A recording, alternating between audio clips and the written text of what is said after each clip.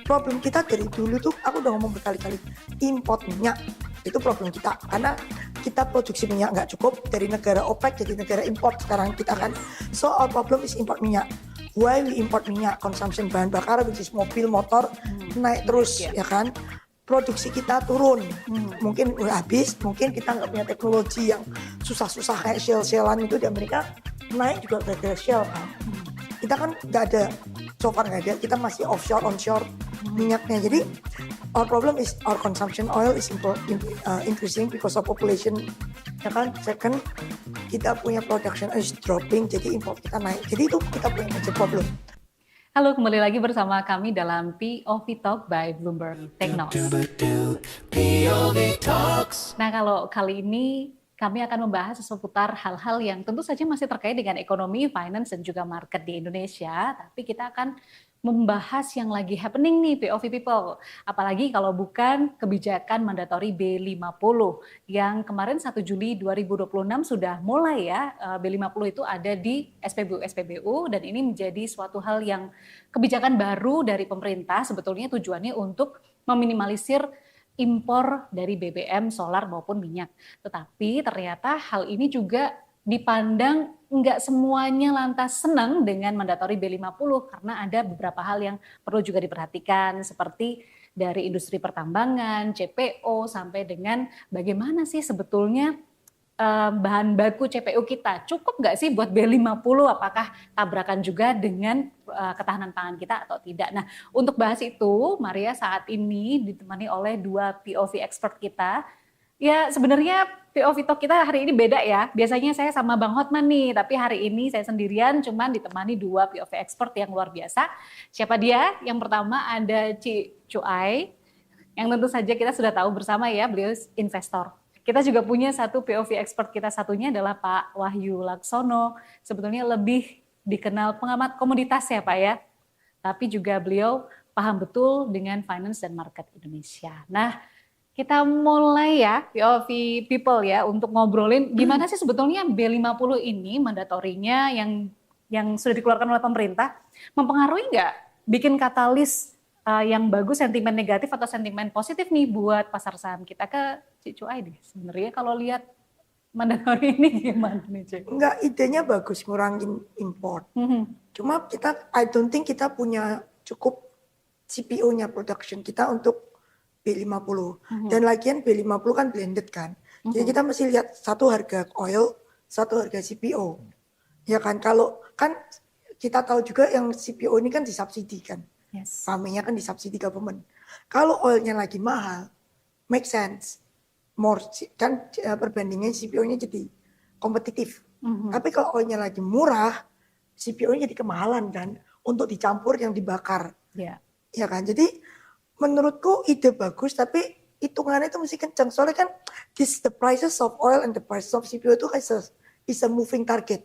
Itu nggak bisa langsung bilang B50 gitu kan. Kalau oilnya pas mahal kemarin serangan Irak, oke, make sense. Sekarang kalau oilnya udah balik ke 60-an, apakah make sense harga CPO ini dicampurin oil murah? Sebenarnya kalau nggak mau import oil cuma ada satu, jadiin EV aja. Semua mobil listrik udah selesai. Iya kan? You just go electric by everything. Mobil, sepeda motor. Then you don't need to import anything. Mungkin cuman yang gede-gede doang, truk gitu kan, yang listriknya mungkin belum nyampe gitu kan. Tapi gue dengar kemarin excavator aja udah ada yang EV. Dump truck udah ada yang EV. Jadi maksudnya is getting there.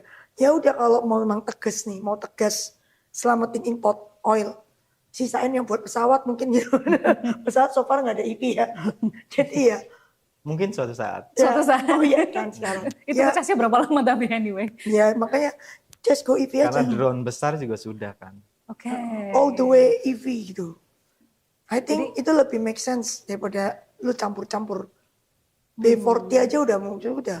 Kemarin kan udah shortage kan itunya, CPU-nya kan. Apalagi B50. Oke. Dan kita juga masih mikir ya, itu CPU lebih bagus dibakar apa diekspor dapat dolar gitu aja kan. Ya, jadi itu ya menurut Iya, makanya ya. lu harus, ekonomi kan harus dilihat. Kalau memang dibakar, kalau kayak kemarin tadi minyak 100 lebih mungkin dibakar cengli gitu kan. Tapi kalau minyak ada 60 kan dari tinggal separuh tuh. Kan mending kita tahu dolar. Ekspor CPO, we got dolar untuk masuk APBN ya enggak? I see. Oke. Kalau dari Pak Wahyu gimana ngelihat Kalau mandatory saya ngeliatnya B50? gini, ini mandatory ya. Mhm. Pertanyaan di kata mandatory karena kalau dari segi kebijakan B50 ini ada gunanya dalam konteks dia sebagai balancing atau sebagai exit lah kalau terjadi apa-apa gitu kan. Tapi kalau dari segi komponen ekonomis nilainya jelas ada yang murah solar. Sementara CPO ini lebih mahal sebenarnya untuk di blend di B50. blending, ya. Itulah gunanya kenapa ada subsidi di BP SK badan ininya ya. SKK Migas? Iya. Untuk bagaimana nanti dia disubsidi perusahaan-perusahaan yang melakukan ekspor harus membayar itu. Selisihnya itu nanti dia harus membayar itu. Sementara kalau kita jual lebih menguntungkan kenapa enggak gitu. Sementara kalau solar diimpor lebih murah, ya kenapa enggak juga, kenapa harus dipaksakan dengan B50 gitu. Jadi ada saatnya B50 ini berguna, tapi tidak selalu. Karena ada saatnya dia mengancam justru dari kepentingan emiten sendiri karena ketika harga CPO-nya murah, berarti ada keuntungan yang tergerus. Sementara dia harus bayar komponen subsidi tadi. Karena subsidi ini yang bukan dari APBN, dari ekspor CPO itu sendiri. Gitu. Sementara kalau harga minyak lagi murah, ya solar lebih murah. Kenapa harus pakai CPO gitu kan? Itu pertanyaannya. Jadi dari segi contingency plan ada manfaatnya suatu kondisi ini. Tetapi kalau untuk mandatory itu perlu dipertanyakan. Mandatory itu mengharuskan dan pada akhirnya ada kebijakan-kebijakan yang harusnya berjalan, tetapi kita punya PR di sini. Seperti tadi B20, B40 aja kita udah keteteran. Gitu kan? Kalau semua wajib memakai itu, berapa lahan lagi yang harus diambil, berapa lagi panen yang harus diambil. Gitu. Ini jadi kalau sementara kita butuh pangannya juga. Maksudnya ya, perspektifnya dari situ ya, CPO-nya ya. Antara pertama selisih emiten yang untuk ekspor atau untuk membayar subsidi, kemudian dari segi masyarakat dia butuh untuk minyaknya atau untuk bensinnya. Gitu. Kalau minyak kan nggak ada alternatif ya. Minyak itu tidak selalu mahal. Minyak itu tidak selalu mahal. Minyak goreng itu kan lebih penting ya makan daripada dibakar jadi fuel. Karena kalau fuel ada saatnya solar lebih murah. Ini kan sebetulnya kemarin pemerintah itu mandatory B50 supaya ngangkat gitu ya, ngangkat CPO sebetulnya supaya lebih kita nggak hanya produksi itu saja gitu, tapi ada nilai lebihnya. Nah tapi kalau tadi kita lihat Cicoy sudah sampaikan juga Pak Wahyu. Kalau kita lihat dari gimana sekarang berjalannya, gitu ya, sampai dengan April 2026 datanya sih sekitar 4.000 ton CPO itu produksi kita gitu. Nah kalau ya data dari Gapki gitu. Jadi kalau kita lihat situnya jelas nggak cukup ya Cik ya, buat memenuhi yang. Saya ingat gue B40 kemarin udah nggak cukup kok. Ya, berarti B50 harusnya nggak cukup lagi ya. B50 lebih parah harusnya. Lebih parah ya. Terus CPO kita terusnya declining, kan udah tua. Banyak CPO, kan CPO ke Indonesia kalau nggak salah ya, 50-50, jadi 50 pengusaha, 50 itu plasma. Yang plasma ini kan pemupukan tergantung ada duit di kantong apa enggak gitu kan. Jadi kayak ini produksinya biasanya nggak stabil, agak fluctuate tergantung kalau harga bagus ya mupuk, kalau nggak bagus ya kagak mupuk gitu kan. Kalau nggak mupuk tuh impactnya 2 tahun kemudian produksi turun. Ya kan, jadi yang sang plasma ini nggak inilah. Terus kemarin ada yang sita-sitaan juga kan yang di confiscated dari perusahaan. Biasanya kalau sudah disita itu produksi turun juga. Jadi sebenarnya satu kita aging CPO, pohonnya ada tua, terutama di rakyat yang di plasma ini pohonnya pasti getting older. Berarti kita ngomongin TBS ini aja ya. Yang plasma rakyat itu, yang independent grower, itu pasti udah aging, nggak planting kebanyakan. Karena kalau planting kan lu tebang nih, terus nunggu 7 tahun lagi, maybe they don't have the time or the money to wait another 7 years for CPO untuk berbuah. Jadi kebanyakan yang plasma ini pasti old. Kalau old tuh kita udah declining. Jadi ke depan tuh sebenarnya production CPO kita itu on the declining trend, unless ya lu buka lahan lagi gitu kan. But buka lahan nggak gampang juga kan, you wait another 4-7 years for the buah to pokoknya ada buahnya. Fruitnya panen. Butuh Iya. waktu ya. Iya, dan I mean for the time being is it declining karena kan ada moratorium planting, ingat nggak? Berapa tahun ke belakang kan dulu kan ada moratorium tuh. So karena kita oversupply, the idea of B something ini kan dulu kan oversupply.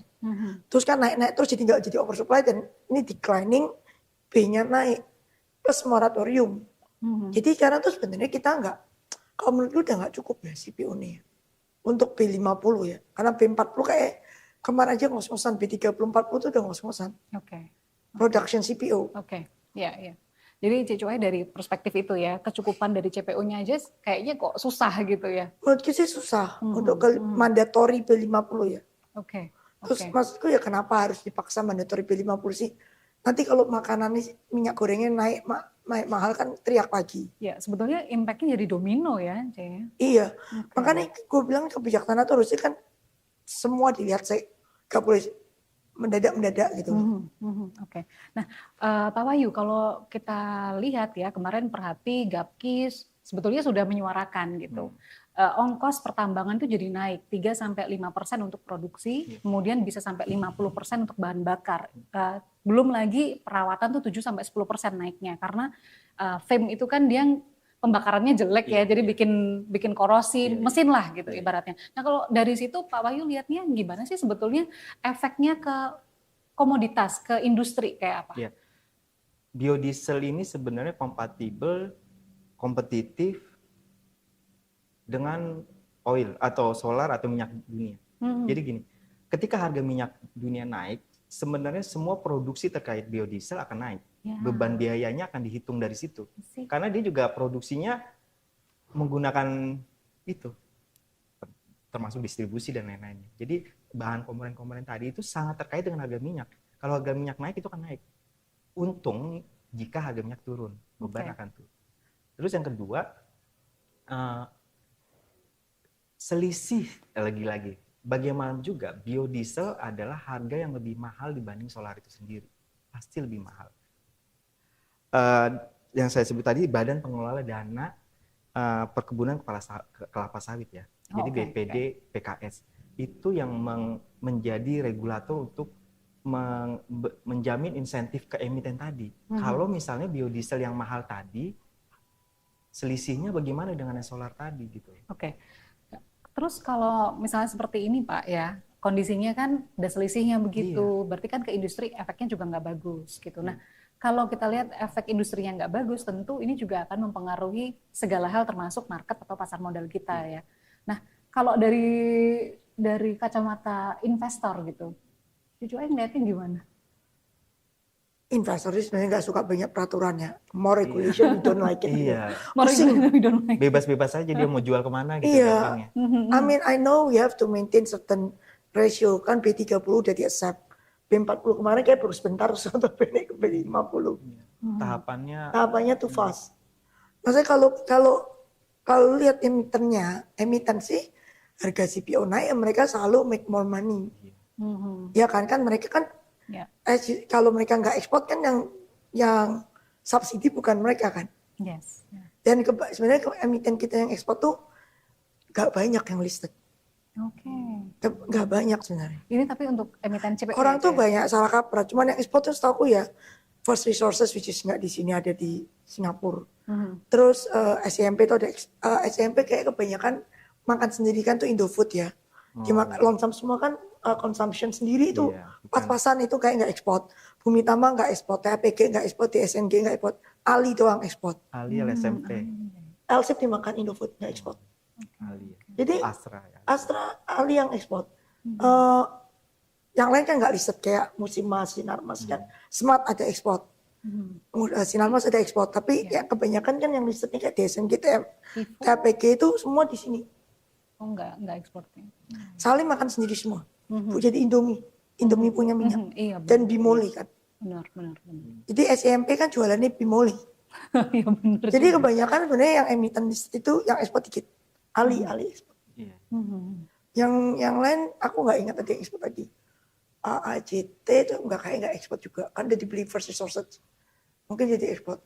Tapi kebanyakan tuh nggak ekspor kok. Kalau ngeliat seperti itu, jual domestik. So they sell it to Kayak DSMG gitu mungkin jual ke Sinarmas gitu kan. Either jadi minyak gorengnya Sinarmas atau diaduk-aduk lagi jadi ekspor yang lain. Aku nggak tahu. Tapi dari emiten sendiri dia nggak ekspor. Dia itu ekspor. Oke. Jadi kalau dilihat dari sisi yang banyak nggak ekspor ternyata ya, tapi kan dimakan sendiri di sini gitu, Ci. Ya Dengan udah harga naik cuan gitu aja. harga naik cuan. Iya. Berarti kalau dari sisi bursanya itu jadi katalis yang bagus ya? Kalau Iya. dari konteks ini terlepas dari B50-nya sendiri. Sebenarnya sentimen positifnya dimulai ketika ada jaminan bahwa produksi itu akan terpakai atau terjual. Pertama, B50 itu kan jadi mandatori. Jadi ada sentimen positif di mana berarti pengusaha yang existing ya, bukan bicara nanti yang baru buka. Additional demand kan supply-nya additional limited, demand. harga naik gitu Iya, aja. harga naik. Jadi itu menjamin sentimen positif bahwa harga Dan naik nih. Gitu. mereka kan karena mereka ada demand. mereka kan B50 nggak itu, ekspor kan, iya. jadi nggak kena DSI juga. Jadi walaupun dia di luar dari project B50 yang terkait dengan emiten CPO akan ikut naik.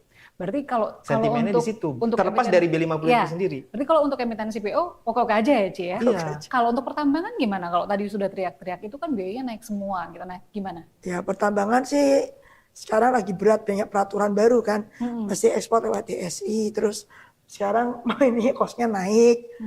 Pokoknya pertambangan paling nggak enak lah Paling hidupnya nggak sekarang. enaknya sekarang ya. Ya banyak new regulation gitu loh.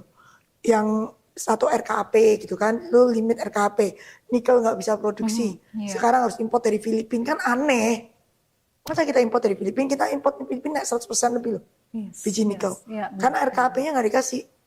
Terus ada beberapa company Cina tuh yang tadinya udah bangun smelter, sekarang ore-nya nggak ada kan. Iya. Either dia import dari Filipina atau mereka tutup, udah pilihan cuma dua. Jadi sebenarnya pertambangan lebih nggak enak hidupnya sih sekarang. Karena mereka banyak regulasi banget. Kan sebenarnya kayak jujur ya yang dia omongin government kan soal pasal 33 itu kan. Itu kan sebenarnya pertambangan. Kalau CPO, Pulp and Paper harusnya bukan. Karena mereka kan planted. Agribisnis. Mereka planted sendiri Iya. kan. Bukan dari bumi loh. Iya, bukan fosil. Mereka nyangkul Ya nanam. kapan pun bisa ditanam sih. Iya. Itu kayak lu nanam Singkong. padi. Apa bedanya sama singkong? Iya. Singkong juga bisa jadi energi. Ibaratnya. Itu kalau yang Termasuk tebu bisa jadi energi. Iya, benar. kalau agriculture kan harusnya bukan pasal 33. Pasal 33 yang sebut terus kan selalu Iya. kayak mining kan Iya, gitu kan. hajat hidup orang banyak. Tapi ini dijadikan kesannya CPO ini adalah pengganti oil yang menjadikannya dia punya tanggung jawab hajat hidup orang banyak. Tapi kan sudah dikasih DMO buat minyak goreng. Udah cukup lah. Kita kan sudah DMO banyak banget kan. CPO udah DMO minyak goreng. Iya. Terus batu bara udah DMO untuk power plant. Sebenarnya kan menurut saya kalau dibilang pengusaha donate, DMO itu kan donasi sebenarnya. Lo cari ke beli jelek kok. Kan udah didonasi sebenarnya. Loh, PLN beli sama lo harga berapa? Iya. Kan udah donasi. Jadi kalau dibilang pengusaha ikut donasi, ya udah kan udah DMO. Iya. Kalau lihat dari kacamata itu ya sebenarnya udah. Udah kan ya. di luar export tax, di luar segala jenis royalti, di luar segala jenis pajak, lu sudah DMO juga kan. Oke. Lu udah donasi juga kan itu.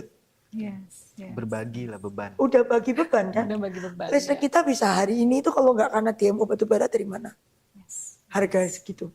Yes. Iya, kacamata Itu pun pihak ternyata dikorupsi uangnya. Iya kan? ini udah masuk kata-kata ini nih ya.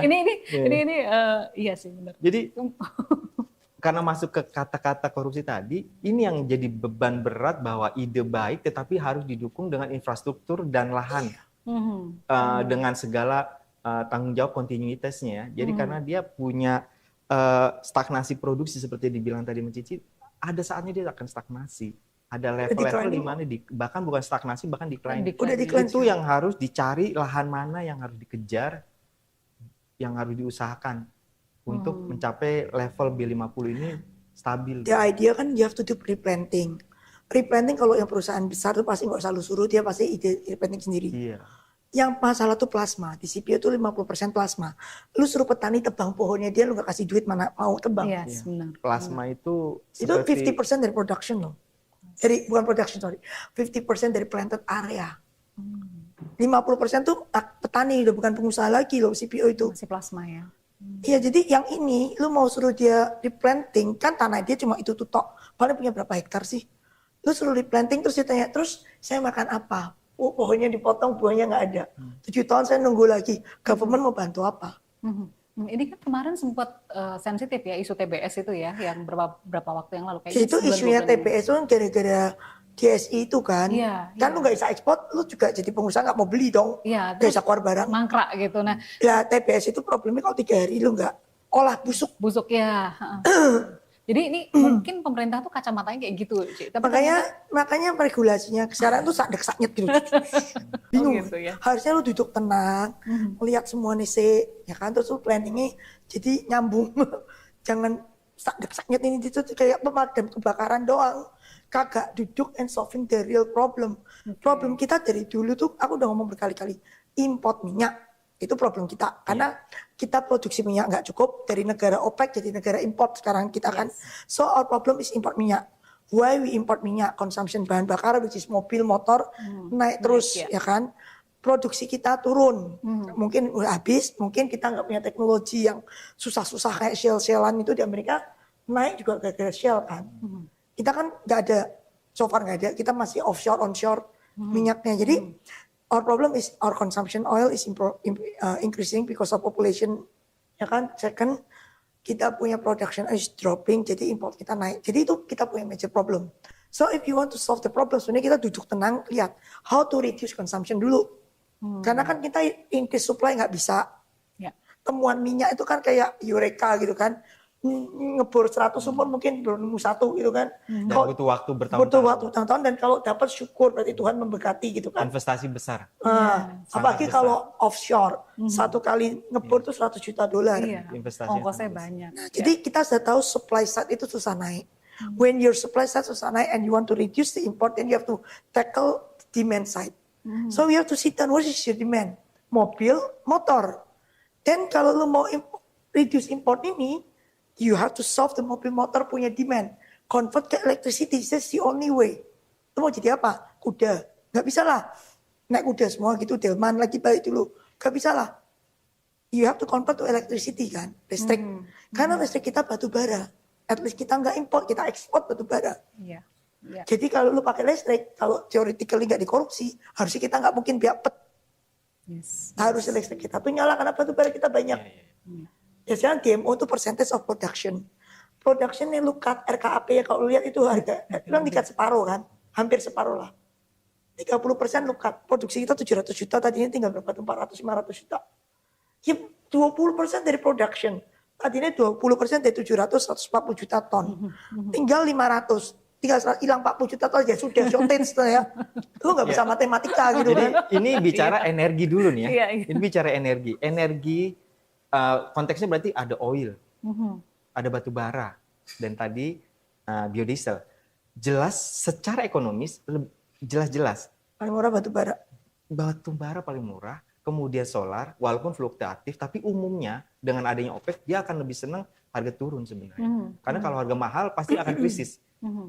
Tapi biodiesel justru lebih mahal. Itulah gunanya insentif dari BPD PKS tadi, yang memberikan insentif dari ekspor, yang tidak ekspornya itu belum tentu dijamin juga untuk ekspor selalu untung, karena harga bisa jadi turun. Kalau biodieselnya harga ekspornya turun, dia mau mengkonversi dari mana gitu.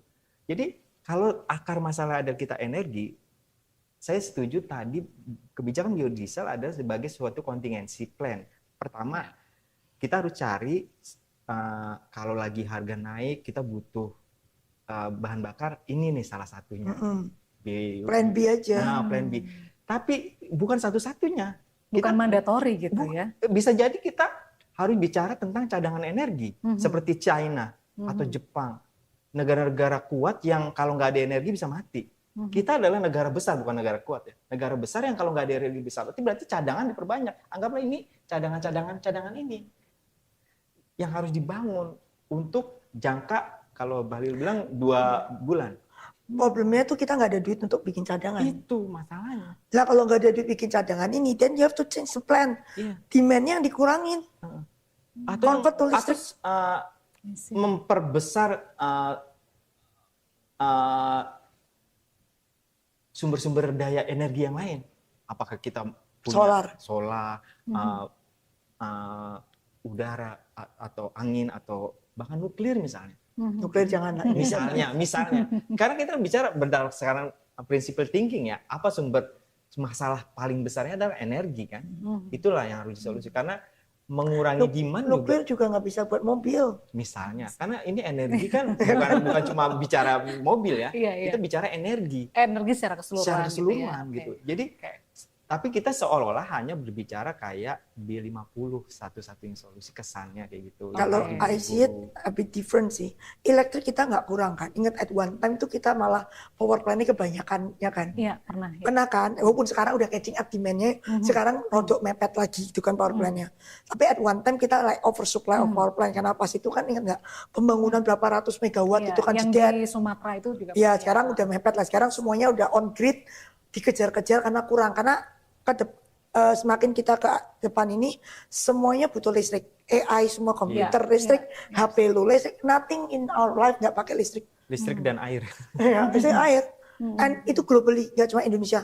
Amerika yang pokoknya semakin kenceng lu pakai AI komputer ChatGPT, data center semakin listrik lu. Semakin listrik dan eksponensial demand-nya. Kayaknya ini yang nggak dilihat pemerintah ya. Dilihat pemerintah tuh sak-saknya nggak ada kayak duduk semua dilihat problemnya apa. Jadi menurutku kita mesti ngomong sih kalau problem lu import oil, lu convert mobil lu change your demand, convert the car into electricity.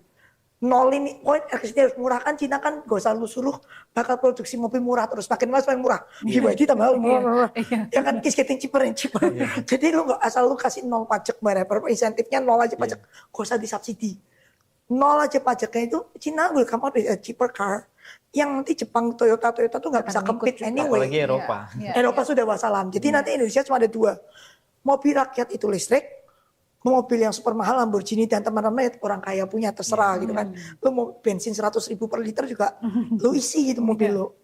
Tapi kan yang rakyat harusnya listrik. Karena di Cina, di Taiwan itu sepeda motor sekarang semua sudah kayak moped, udah kayak listrik semua. Lebih hemat pastinya. Iya kan? Nah kalau ngecas lama misalnya nggak ada, dan itu udah kayak Taiwan, baterai swap. Ya kan, lu keluarin baterai, ganti. Pakai, kan semua orang punya smartphone. Apps aja lah. Lu kasih duit di apps lu, cetet, masukin baterai, ambil baru kan. Baterai lu masuk berarti kan kayak balikin galon aqua, lu cuma bayar isinya doang, ya kan? Sama kan logikanya kan? Galonnya balik, lu cuma bayar isinya kan? It's the same thing asal baterainya lu masuk ke charger, lu ambil yang baru cuma bayar listriknya. Masukin jadi kan cepet. Iya ya, sebenarnya sesimpel itu ya. Sesimpel itu. Nah problemnya ada satu. Orang Indonesia memikirkan mobil itu adalah aset karena nabung 3 tahun dapat mobil. Orang yang bawa itu 5 tahun sepeda motor 1 itu aset. Kita tahu baterai itu ke bawah itu rusak. Tapi kalau baterai swap itu kan it's not a problem anymore. Jadi yang lu beli cuma rangkanya. LPG aja. Melon. Iya kayak si melon. Kita nggak perlu punya melonnya. Iya kan? You don't have the battery karena yang rusak itu kan baterainya kalau listrik. Ya udah kita nggak usah mau ngomong mobil teknologi lebih complicated. Motor deh yang kayak di Taiwan. Ya udah lu dihargain cuma rangkanya piro. Lu bisa sebagus mungkin, lu baterainya kan yang charger itu loh. Iya. Baterainya universal aja kayak plug in gitu ya maksudnya. Plug in aja kan, kan. Jadi lu bayar listriknya ini tok. Tapi rangkanya lu bisa sekeren mungkin lalu mau warna merah, hijau, kuning, biru. Tapi baterainya satu, yang universal tuh colokan baterainya. Ya kayak kita semua pakai C kan sekarang kan, ya gitu aja lah. Baterainya satu gitu kan. Itu baterai bisa dimasukin ke semua jenis badan motor. Motornya boleh balap kayak boleh apa terserah lu lah. Be kreatif tapi colokan baterainya kotak itu sama. Ya udah. Then your asset is cuma rangka motornya kan. Baterai yang declining value itu is no longer your asset, is the asset of chargernya itu kan. Oke. Paham. Maksudnya itu kan sebetulnya membuat sesuatu jadi lebih simple ya. Simplify. Tapi kalau dengan kalau kayak gitu jalan, motor demand bensin import udah turun banyak. Mobil lebih complicated karena the way BYD bangun mobilnya tuh agak bisa baterainya dicabut. Ya udah, tapi mobil kan orang kaya yang punya. Ratusan juta punya barang. Ya mereka harus mikir ini mobil bukan aset lah. Ini mobil point A, point B gitu kan. Yang penting gue setir ada AC, ada nyala ini. Kalau anyway kalau mobil lu yang masih level-level segitu lu kan bukan lu bukan kalangan berduit, lu kalangan commoners, kalangan biasa lah, pekerja, white collar worker gitu kan. Ya mobil lu anggap aja kayak naik bis. Ya kan kayak lu bayar Grab lah sama. Iya. Ya nggak sih? Lu bayar Grab mau. Poin A, poin B, gue 50.000, 25.000, 30.000, 100.000 kalau ke airport. 200.000 malah sekarang. Kalau pakai taksi lu mau. Ya anggap aja mobil lu kayak gitu. Ya, kalau kaya udah beli Lamborghini sana. Beli Porsche. Oke. Ini kan kalau dari sisi kacamatanya Cicu Ai ya, maksud gue kalau if you can solve the problem. Selain itu juga import bagaimana turun. Konsumen yang kalau nantinya itu listrik, mobil listrik atau EV itu ya cari yang murah aja. Iya. Kalau dia pikir itu murah, bensin mahal, ya udah bensin mahal nggak apa-apa. Ada yang murah pasti dia akan milih yang murah. Kepentingan ekonomisnya di situ. Benar. Jadi you nggak usah pusing disuruh bensin kasih subsidi. Pilihan. Pikir pilihan mau yang mahal atau yang murah, orang milih yang murah, mau kendaraan apapun. Iya. Kecuali yang bukan udah lagi kayak, nilainya bukan lagi transportasi seperti Lamborghini dan itu udah luxury ya, udah tingkat kelima. Jadi beda, mereka nggak peduli itu. Tapi untuk konsumsi biasa, transportasi, pilihannya bensin energi mana yang murah, bukan harga yang murah atau mahal. Mobilnya itu anyway kan is getting cheaper and cheaper kan, the electric vehicle kan. Modelnya juga banyak dan sekarang udah kayak 5% kita punya mobil penjualannya. Iya. Udah 5% kalau nggak salah ya, market share. And it's getting there. People don't mind anymore. Kayak BYD yang baru murahan namanya apa?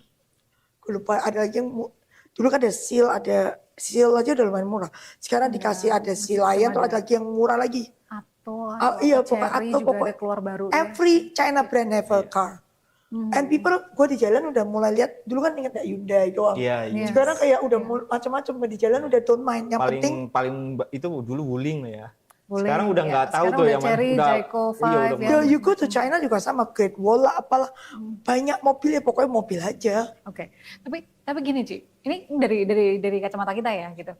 Lah kalau misalnya semuanya di convert ke electric vehicle gitu, kan ada masalah baru juga. No, power plant we don't have problem. Kan nggak cuma power plant, ada SPKLU-nya perlu digimanakan. No, charger itu kan sebenarnya kan kenapa nggak? Misalnya, charger itu if you see sekarang banyak banget, at least kota besar ya. Kota kecil kan kalau mobil murah kan otomatis orang beli lah. As the car is simple. Sekarang lu Innova lu, apa sih mobil murah itu apa? LCGC gitu ya, LCGC ya. LCGC mobil murah itu kan itu piro sekarang harganya, aku juga nggak tahu. 100-an, 120, 150. No more. 200-an kali ya? Sampai 200. 100, 180. Ya if the car, let's say the China versi yang kayak gitu keluar 120, 100 juta lah. Mesin laris gitu ya? Kalau segitu ya. Listrik soalnya. Ya udah lalu pakai 5 tahun hancur gitu kan, 20 juta setahun, sebulan bagi 12, 1 juta lebih, compare sama lu naik taksi. Udah gitu aja kan. Oke, I get the point. Nah, kalau tapi gini Ci, misalnya. Nih ya, anak gue sekolah di Amerika ya, 4 tahun kagak beli mobil. Dulu zaman gue sekolah harus beli mobil, karena nggak ada Grab. Zaman dulu nggak ada Uber. Jadi if I don't have car, I die. Yes. Now, anak gue sekolah Amerika, ada Uber ya. Ada Uber kan, dia pintar banget, sebulan cuma $500 Uber. Karena naik Uber. Karena naik Uber, tapi kan nggak ada depresiasi mobil, nggak isi kan. Ya? Maintenance free, nggak isi oil. Amerika isi oil mahal ya. Soalnya tenaga kerja sana kan mahal. Per jam ngitungnya berapa. Kalau di sini kan murah. Kalau ngisi sendiri, wah belum tentu bisa kan. Seumur hidup nggak pernah ngisi mobil. Kalau saya isi mobil nggak bayar insurance. Nyetir kan masih bayar insurance. Di total itu lebih dari 500 sebulan. Depresiasi mobil, lu beli baru nanti 5 years from now piro. Itu udah pasti lebih mahal daripada anak gue keluar duit $500 sebulan. Berarti kan mungkin pemerintah perlu meningkatkan infrastruktur umum mungkin ya. Kayak mungkin MRT, LRT lebih banyak kayak gitu. Itu lebih drama lagi yang maksudnya kan MRT kan gali panjang terus mahal, balik modalnya mungkin 20 tahun gitu kan. Nah, yang mobil listrik ini kan gampang. The Chinese one udah keluarin yang ciper-ciper nih, yang murah-murah, gak tau merek apa. The charger is actually very simple. At least Jakarta itu dan Bandung, kota-kota gede, semua mall sekarang sudah ada. Jadi intinya Cici maksudnya begini, substitusi. Kita kan bicara substitusi dari solar ke B50. Kenapa nggak substitusi dari Langsung. solar ke listrik? Langsung you finish all the problem of importing oil. Tapi yang dibaca dari pihak pemerintah adalah dari ideologinya. Pertama, terkait dengan kemandirian atau When you convert to listrik, you mandiri karena batu bara. begini maksudnya secara umum ya dari kaca pemerintah adalah kemandirian dan swasembadanya tadi. Karena dia merasa swasembada dengan CPO kan. Ya. Jadi dia punya kemandirian energi. Dan pemerintah terutama Prabowo pengen ada kemandirian energi dan pangan, food estate ya kan. Kemudian Benar. ini kayak gitu. Tapi batu bara juga mandiri energi. Ini masalahnya ide ini yang kesannya terburu-buru. Ya, artinya timingnya nggak pas lah ya. Bukan sekedar bahwa ini tetap bagian dari substitusi. Kita tetap memberikan pilihan bahwa ini substitusi loh. B5 itu bagaimana juga substitusi. Tetapi PR-nya adalah kalau Cici dari kacamata Cici kan tadi fokusin aja ke electricity itu ya. EV ya. You solve the problem for once. Lu nggak usah pusing bukan mandatori kewajiban bahwa itu harus dikonversi ke biodiesel 50% dicampur blending dengan solar. Karena itu punya drama lagi. Kedepannya punya potensi masalah yang panjang ya. Dari pertama dari supply-nya itu sendiri kemandekan stagnasi produksi bahkan declining. Kemudian dari emiten atau produsennya sendiri punya tanggung jawab, ada beban biodiesel lebih mahal daripada solar, tetapi anggaplah misalnya 100, sebenarnya nggak 100 dan 120. Yang 120 itu ada biodiesel. Yang 20-nya ini dikonversi dengan insentif dari keuntungan ekspor yang di BPDPKS tadi diambil untuk membayar kekurangan tadi. Itu sebenarnya PR ke depannya. Pungutan ekspor kan sekarang naik 12,5% ya. Nah, pokoknya drama banget. Maksudku ini complicated sekali. Why don't you just make it simple gitu kan? Nah, kalau bicara ideologi berarti ada kepentingan dalam eksekusinya. Karena CPO itu butuh lahan. Ya. Lahan itulah yang kalau tadi plasma-plasma, berarti siapa sih? Negara. Negara siapa sih aktornya? Siapa? Tentara? Polisi? Kita? Siapa aktornya gitu kan? Itu cara bicaranya adalah bahwa ada sebuah ideologi yang dipertahankan bahwa eksistensi ini penting loh dari ideologi ini. Berarti ada aktor yang ingin eksistensialismenya atau eksistensinya diakui. Jadi Pak Wahyu mau bilang ini sebetulnya B50 mandatori itu sebetulnya lebih kepada kebijakan politik gitu ya? Kebijakan politik bahwa saya hadir di sini. I see. Berarti ada elemen negara yang hadir di situ yang ingin atau harus diakui. Karena nggak mungkin kita melakukan, kan ini kan di luar yang swasta tadi. B30, B40 aja elemen negara hadir kan sama, angkanya itu berubah. 30, 40, 50. Kalau cuma swasta, ini bicara liberal dan kapitalis, nggak usah diajarin swasta untuk melakukan bisnis CPO-nya kan. B30, 40, 50 kan, sebelum 50 kan ada 30, 40. 40 ya. Negara juga udah hadir kan, maksudku, wae lah. Angkanya cuma lu ganti ke 50, tok beda apa. Yang saya maksud ini adalah kepentingannya makin besar aktor itu. I see. Iya dong. I see. Oke. Di luar swasta. Di luar swasta ini. Get the point, Pak. Jadi tadi kalau kita merunut gitu ya, tadi sudah saya sebutkan sebetulnya Gapki per HP itu sebetulnya keberatan gitu dengan adanya B50 juga gitu. Karena beban. Ya, jadi beban baru bagi industri. Nah, kalau kita melihat dari kacamata industrinya nih, Cik, kan tadi Cicu sudah bilang ya, kalau CPO nggak ada masalah di emiten, it's okay gitu, going well. Pertambangan ya paling suffering gitu sekarang. Nah, terus kalau saya boleh nggak dikasih pencerahan gitu ya? POV People juga butuh pencerahan nih soal kedepannya gitu. Kalau mandatori ini nggak dicabut, setahu kita sekarang ini tapping di tanggal 8 Juli 2026 ya POV People ya. Jadi besok itu ada rencana Presiden meresmikan mandatori B50 tanggal 9 gitu. Nah, dari kacamata ini Pak, coba boleh nggak Pak Wahyu jelasin kalau di industri nanti kepanjangannya seperti apa? Beban industrinya?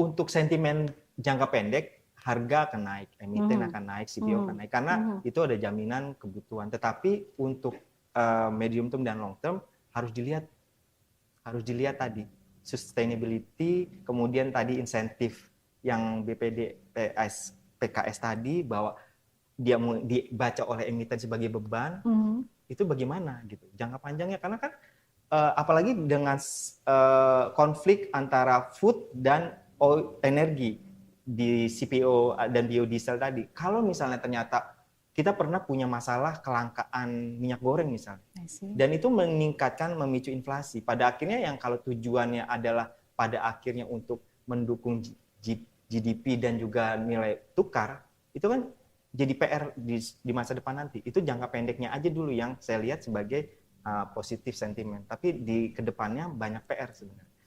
Jadi tetap di industri juga itu jadi dalam tanda kutip sentimen negatif gitu ya, ke panjangnya, jangka panjangnya.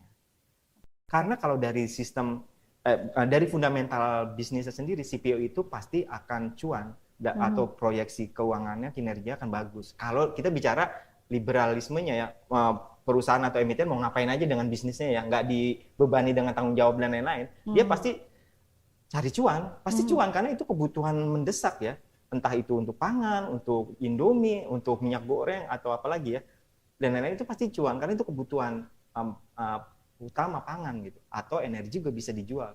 Tapi kalau ada PR-PR yang harus dikerjakan berikutnya nanti dan menjadi sentimen negatif, itu yang masalah. Yang dilihat isu dari kebijakan pemerintah, bukan emitennya sendiri. Emiten akan menjadi korban kebijakan pemerintah di akhirnya kalau ini nanti buruk. Tapi kalau dilepas dan dari itu, saya percaya komoditas itu akan selalu menguntungkan, entah itu batu bara, CPO dan lain-lain, komoditas ekstraktif ya, pasti akan selalu menguntungkan. Cuma yang lebih menguntungkannya siapa? Gitu aja. Kalau kita tarik dari, misalnya tadi saya sudah tanya sebetulnya ke Cik Coai soal kacamata investor ya, Cik Coai sebagai investor saham. Nah kalau ini investor asing misalkan, ya outflow kita kan lumayan ya. Outflow bukan karena ya. ini outflow. Jadi nggak akan ada terpengaruh ya Cik ya? CPO nggak dilihat juga kok sama asing. Iya, nggak dilihat ya. Ini lain. Jadi ini asing doesn't matter. Asing itu ya? outflow karena MSCI. Karena MSCI tidak remove kita ini, kita masih di freeze terus. Nanti S&P Index bilang terancam frontier, setiap kali ada kata frontier kuat tuh indeks koreksi. Iya, betul. Jadi tapi itu yang di-attack sama mereka, frontier apa enggak frontier itu bukan masalah kebijaksanaan pemerintah. They don't give a shit. Mereka tuh cuma mau tahu free float itu berapa persen.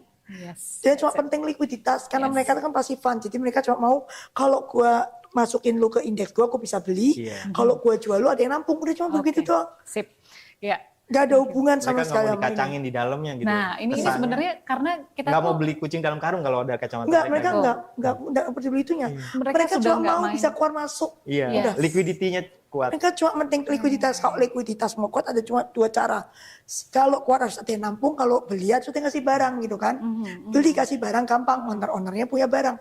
Jual nampung, siapa yang mau nampung? Owner. Itu maksud saya beli kucing dalam karung. Mereka nggak mau kan transparansi juga bagian dari free float itu. Ya, soalnya gini, POV people kita atau penonton kita itu sebetulnya senang banget dengan pertanyaan itu, C. Mereka pengen tahu asing itu terpengaruh nggak, terus nanti gimana nggak? Itu yang sebetulnya mereka kalau B50 sama saham itu nggak terpengaruh. Yang main saham CPO itu kebanyakan cuma investor lokal sama regional, which is Malaysian investor, which is mereka cuma lihat saham CPO lu naik, dividen lu piro. Rata-rata yang beli CPO company itu liatin dividen. Dividen lu berapa? Udah. Asing yang kita ngomong di sini itu CPO nggak pernah ada di indeks anyway. Keluar masuk nggak ngefek. Jadi CPO news itu nggak ada hubungan sama asing yang sekarang outflow dari indeks kita. Mereka jualannya apa? Bank yang dijualin kok. Bisa dijual dari berapa sampai tinggal berapa? Dari 10.000 lebih sekarang cuma 6.000. Mandiri tinggal berapa? BRI paling kasihan tinggal berapa? Jadi yang dijual mereka tuh bank, which is has nothing to do with the B50. Jadi kalau misalkan ada two different thing, jangan dicampur. Jadi kalau misalkan ada pembicaraan yang apakah ini kemudian pemerintah juga kemarin kan sempat keluar juga itu statementnya, C. Kalau pemerintah mau ngeluarin mandatory ini tidak hanya soal impor, menaikkan juga fungsi dari CPO kita, ya pada akhirnya menstabilisasi rupiah dan sebagainya panjang gitu loh. Rupiah mau stabil, rupiah kalau mau stabil itu mesti mencegah outflow. Outflow ada dua, satu dari outflow dari bond, kita which is itu tergantung S&P punya rating. S&P punya rating kita tergantung dari defisit kita. Defisit kita tuh berapa persen? break nggak 3% itu? Beneran break nggak? Itu dai-dai nggak boleh break. Kalau itu break pasti investment grade kita hilang. Itu outflow lebih gendeng lagi, itu rupiah lebih gendeng lagi. Soalnya yang keluar bond, bukan equity. Equity itu kecil dibanding bond. Bicara yield. Ya kan, jadi dia harus paling penting kalau kita kembali outflow ya. Paling penting adalah outflow satu, kita nggak boleh turun dari investment bond. Jadi itu 3% nggak boleh break. 3% nggak boleh break, caranya gimana? Revenue sama pengeluaran. Defisit yang kita ngomongkan. Revenue negara dari mana? Mostly pajak. Kita mostly pajak. Pengeluaran negara mana? Program-program pemerintah. Yes. Ya kan, subsidi-subsidi, program pemerintah. Terus pembayaran bunga utang luar negeri kita, atau bunga utang dalam negeri, nggak usah luar negeri, semua utang government itu kan semua kan outflow. Itu asing cuma lihat lu hilang nggak investment grade. Outlook S&P, Moody's, Fitch itu negatif apa positif. Mau negatif apa positif tergantung lu subsidinya. Yes. Apa 3% lu break apa enggak. Ini ngomong big ya. Terus outflow kedua adalah dari masyarakat sendiri, mak-mak yang panik beli dolar. Entah itu bayar uang sekolah, entah itu tabungan, entah itu dolar geser terus, atau importir kita yang mesti bayar import. Dan kita semua import nih, soybean import, gula import, garam import, sayur import, you name it, daging sapi import, everything we import. Semua panik, gila dolarnya geser, gue mesti cepat-cepat beli, nanti mau bayar harga berapa import gue. Ya kan?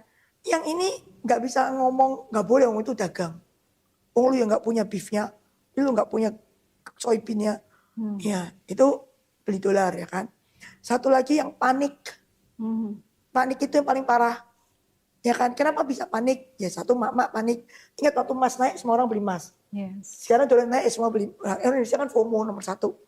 Ya udah, itu mak-mak panik. Dan satu lagi pengusaha yang panik. Kepastian hukum kita tuh nol besar. Semua orang takut. Kalau orang takut mereka don't invest. Yang China ini loh, udah bangun smelter atau RKP lu nggak keluar, ya mereka panik lah. Keluar kan? Modalnya gimana? Iya, outflow kan? Outflow, ya. Pindah negara dia ke Afrika, pindah dia ke Filipina, pindah ke Vietnam. Berapa banyak yang begitu? Jadi Indonesia kalau mau rupiah stabil, nomor 1 menurut gue kepastian hukum. Jangan ganti-ganti peraturan, jangan ganti-ganti policy. Orang waktu bawa duit masuk beliin pabrik itu. Dan sederhanakan regulasi. Iya, itu horizon 10 years, 20 years. Mungkin balik modal 10 tahun. Lu jangan sakit-sakit ganti-ganti. Orang yang males lah.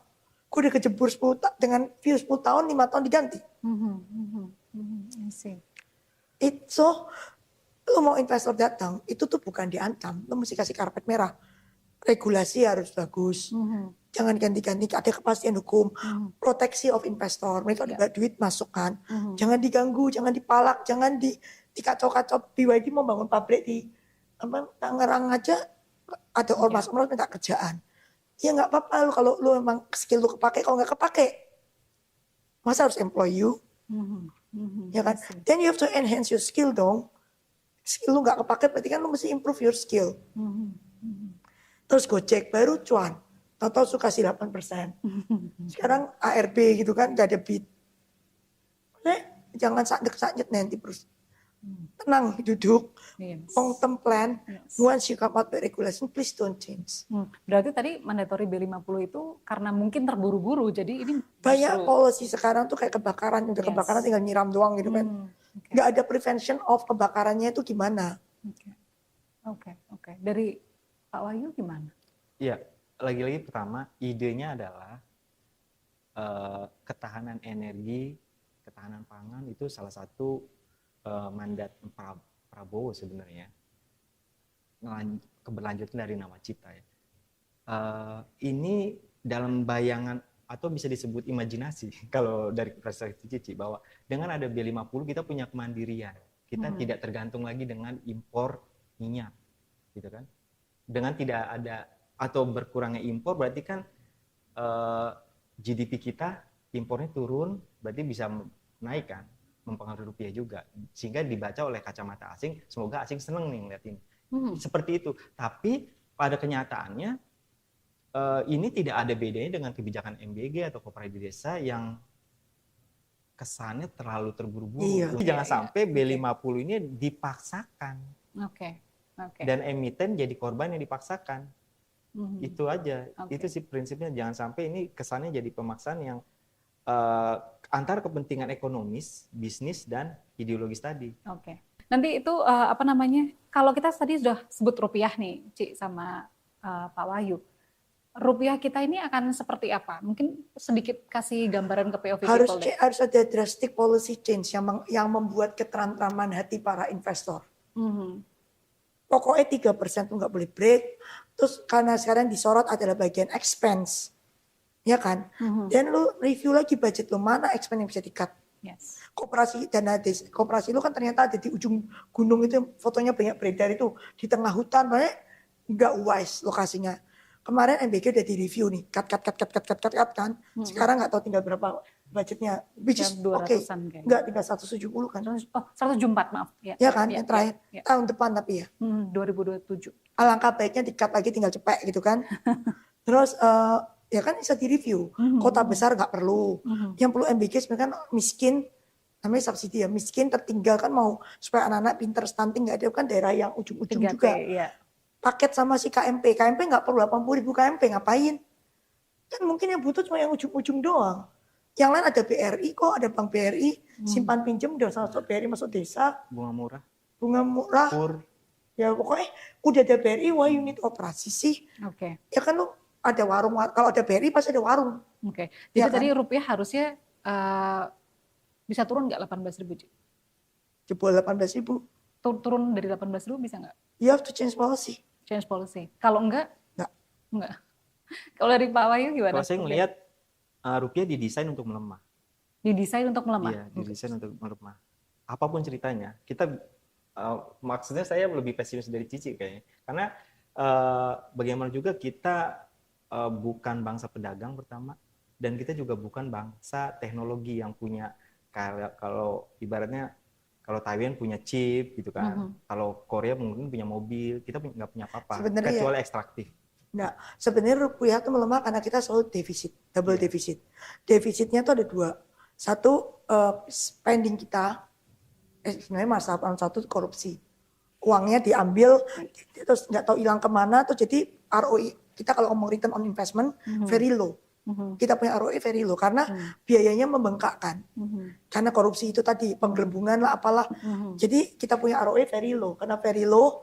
Jadi kan kita masukin $1 mungkin harusnya keluar $5, cuma sedikit. Jadi kita defisitnya tambah lama tambah hancur lah. And then we keep importing stuff kan. Terus polisinya gak jelas gitu loh. Kita kan satu yang paling bagus dari kita sumber daya alam. Kemarin udah bagus nih hilirisasi, which is good. Kita dari 0% export of stainless steel, sekarang ada stainless steel gitu kan, something kan. Ada value added paling enggak. Aluminium ya. Nah, kalau kita mau masuk, karena everywhere in the world itu kan risknya kan AI teknologi. Lu pikir Malaysia pintar banget? Kagak juga, sama-sama kita. But what they have? Data center. We should be able to do that. Why? We have the electricity. All electricity is relatively cheap karena demo tadi gitu kan. We have electricity. So we should be the center of data center. And we have the population and the user. And the user, yes. Yeah, we have the user, Gojek yang pakai berapa gitu kan. Itu kan butuh data center semua. Tokopedia yang pakai berapa, Shopee yang pakai berapa. The data center have to be in Indonesia. Itu bisa triple growth. Kemarin gua ketemu Indosat, the data center will go triple gitu. Dari Cepecing kan gue Pecing gitu. Itu yang saya maksud, kita didesain untuk melemah rupiah. Pertama itu tadi, kita bangsa importir. Kita bukan bangsa pedagang, bukan bangsa teknologi kayak gitu-gitu, bukan. Jadi kita adalah bangsa yang untuk target, karena target market orang lain gitu ya maksudnya. Yang kedua, ekstraktif. Ini tidak pernah berubah dari zaman VOC yang membuat jalur kereta api hanya untuk menghubungkan ekstraktif sumber dayanya. Seperti sekarang B50 itu bagian dari ekstraktif. Bisnis atau sumber daya kita tidak akan jauh dari situ. Tidak beranjak. Jadi didesain untuk, dan selama kita masih berada di situ, rupiah akan selalu melemah. Makanya harus ada breakthrough. Ya enggak? Iya. Kalau kita sekarang kita udah tahu, oke, kita punya sumber daya alam. Our coal is cheap. One of the cheapest in the world. Dan kan sekarang semua seluruh dunia butuh listrik. because of the AI is consuming a lot of listrik. Yeah. Dan negara maju they go nuclear, which is beyond. Kalau mereka ke nuklir, demand listrik itu ke kita berkurang banyak loh. Itu kolu hancur loh. Sumber daya ada masanya. Kita dulu Iya. sumber dayanya adalah rempah-rempah. Nanti nikel habis, pada akhirnya akan habis. Yang berkesinambungan itu adalah financial system sama teknologi. I see. Dan kita nggak punya itu. Jadi Oke. kita hanya mengganti dari satu barang ke barang lain, dan alam harga yang harus dibayar sebenarnya mahal untuk alam. Oke. Wow. Kebijakan yang Makanya sangat mesti menarik sebenarnya. makanya mesti kita tuh Masih ekstraktif pemikiran kita. apa ya benar pemikiran mereka, makanya kita harus ganti kan. We have to change the way we think kan. Itu karena kemarin udah not bad. The battery will be made in Indonesia. Paling nggak ada something. Iya. The BYD udah dibikin mobil listrik di sini. After years of Japanese car yang combustion, yang bakar oil, finally we have somebody want to build here. Kita belajar dulu gitu kan. Listriknya sebenarnya kayak Tamiya. Jadi cuma dipasang-pasang. Jadi siapa tahu besok bisa ngerakit sendiri gitu kan. Gak usah muluk-muluk deh. Ya udah kita nggak punya bikin chipnya. Data centernya di sini. Tapi actually Nvidia aja mau buka di sini gitu kan. Kan ngerakit chipnya, nggak usah punya otak chip yang ngerakit dulu deh. One step ahead. Faktor doang ya. Manufaktur yang Kalau gampang-gampang lah. level itu kita kalah sama Vietnam. Nah, pada Vietnam itu, kenapa Vietnam bisa menang dari kita? Vietnam ketinggalan jauh loh dulu. Populasi cuma 70 juta. Emang Vietnam lebih pintar dari kita? Enggak. Vietnam itu friendly ke investor. The Chinese came to Vietnam. Vietnam tuh Cina kedua sekarang. Iya. Iya kan? Kita kedatangan investor bukannya dikasih karpet merah, dipalak. Iya. Iya kan? Kalau we want to be like Vietnam, negara yang ketinggalan jauh sama kita, then we have to open up investor yang IT gini. Kita tahu nih alahnya teknologi nih. Karpet merah teknologi. Ya sekarang kita karpet teknologi kita kemarin waktu boomingnya tech apa? Visi bikin app Gojek itu Parofit kan? Iya kan Gojek. Terus kita banyak apa banyak online, pokoknya banyak yang aneh-aneh lah. Walaupun semuanya gagal, tapi at least waktu itu Indonesia dilihat di mata visi dunia itu it's a place to invest for startup, ya nggak sih? Startup di sini oke banget, ya nggak? At one time, terus itu create apa? Banyak white collar job, Iya. programmer semua, coder tuh gaji berapa dibanding orang pabrikan? They all coming back from US work here. Ingat nggak? They can afford housing, they can pay installment mortgage, beli di rumah di Gading Sepong mungkin di BSD. But this coder earning kayak 20 million gitu kan. Kalau suami istri mungkin berdua 40, itu langsung middle class. We create middle class. Walaupun startupnya gagal, tapi kan itu gagal karena COVID, karena apa, whatever lah.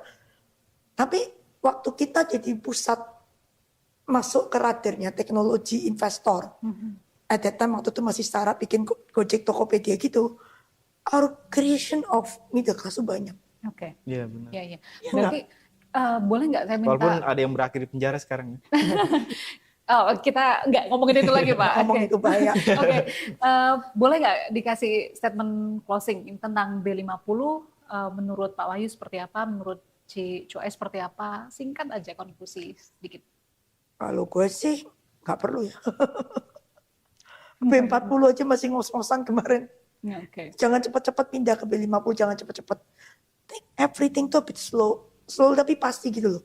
Nanti kayak buru-buru gitu kan, kayak KMP terus berantakan, MB gini berantakan, banyak korupsi. Hari sekarang bongkar ulang semua, banyak tempat dapur fiktif. Maksudnya pelan-pelan aja tapi pasti. Oke. We go quality lah, quality. Oke, Pak Wahyu. Ya, dalam jangka pendek masih ada harapan bahwa ini memberikan sentimen positif pada akhirnya ke industri, emiten, dan ke ekonomi kita secara umum dalam jangka pendek. Tapi untuk jangka panjang kita masih mempertanyakan B50 ini continuity-nya ya. Itu yang tidak mudah karena ini ekstraktif dan CPO ini nggak gampang gitu. Butuh lahan yang sangat luas yang perlu dikembangkan, dan apakah kita harus berhati-hati dengan kepentingan di balik pembukaan lahan itu juga. Gitu. Siapa yang bermain? Itu aja sih. Tidak segampang itu. Kalau bisa jual yang murah ya kenapa enggak gitu. Itu aja. Oke. Waduh, sebetulnya pengen lebih panjang lagi tapi sayangnya waktunya terbatas. Jadi mau bagaimanapun kita sudah mendengarkan gimana POV expert kita memandang kebijakan mandatory B50 dikaitkan dengan bagaimana perekonomian, tadi juga dengan emiten dan dengan segala macam yang ada di Indonesia dan pertumbuhan ekonomi Indonesia dan juga masyarakat. Nah, dari itu semua ternyata ada kebijakan-kebijakan yang mungkin perlu dikaji ulang ya, Pak Wahyu dan Ci Cuai terkait dengan B50. Gitu POV People, jadi sampai di sini dulu perbincangan kita kali ini. POV Talk undur diri, saya Maria Sarjana, sampai jumpa. POV Talk.